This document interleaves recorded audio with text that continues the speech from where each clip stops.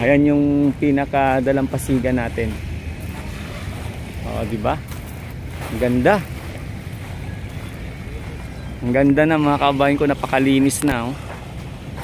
Ayan.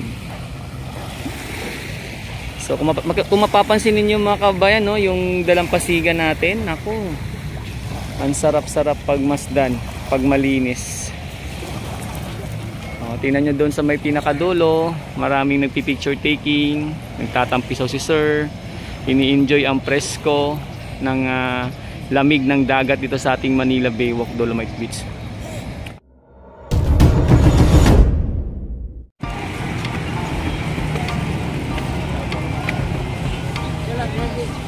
Good day mga kababayan, ito po muli yung ating pinaka bagong update sa Manila Baywalk Dolomite Beach. Ayan, dito may nakikita po tayong mga nag-clean up drive no sa araw na ito. So kung mapapansin ninyo mga kababayan, marami po silang ano diyan no. Kumbaga dito nakikita po natin sa maitas ng footbridge, marami na po silang mga sako na nakuha diyan.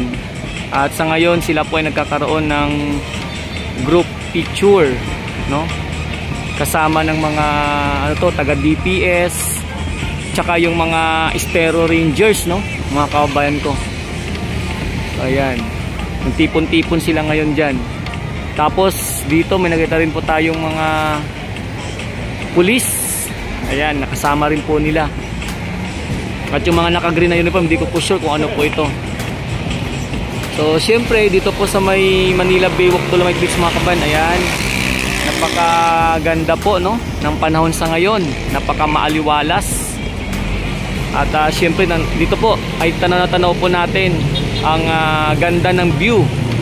At syempre yung ating dagat, napakaganda pagmasdan mga kababayan ko. So ayan din po yung mga namamasyal. At yun, iba may mga habol pa oh. Ayan, meron pa ritong mga kasamahan nila na may bit-bit na mga nakolekta nilang ano dyan, mga inanod na basura or kung ano pa man no, dyan po sa may dalampasigan ng ating Manila Baywalk Dolomite Beach.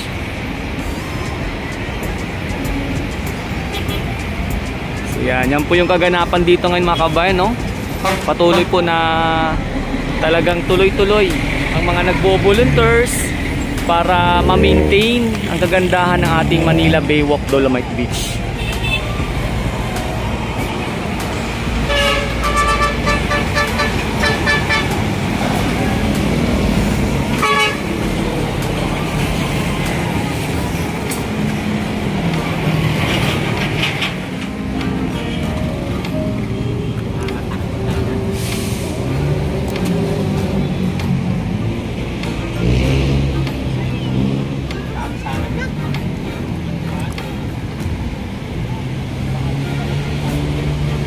Papunta tayo ngayon mga kababayan sa may mismong entrance. At siyempre atin din pong alamin yung kaganapan dyan sa may loob mismo.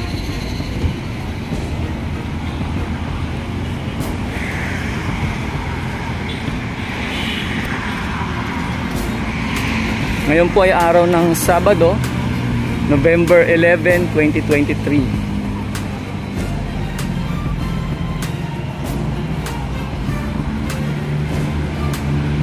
Tayo po ay patuloy lang sa pagbibigay ng update at kaganapan dito mga kababayan para sa lahat.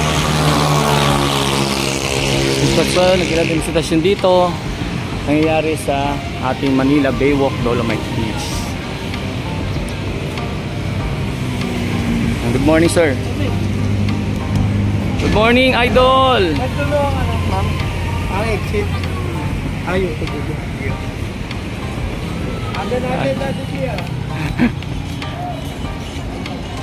So ayan po sa may pinaka ano natin, bandang seawall. Pag medyo mainit na, dyan po kayo pwedeng magpunta mga kabayan para sumilong-silong.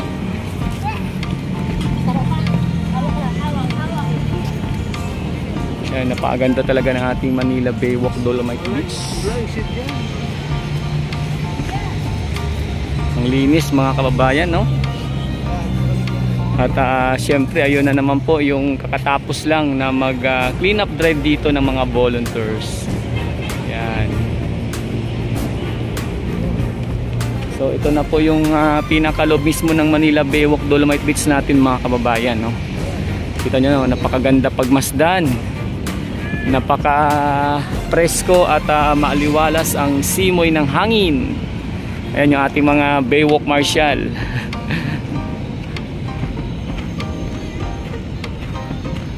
Dito sa may rock formation na rock ano natin, historical rock natin, may mga sumisilong kasi medyo mainit na po mga kababayan ko.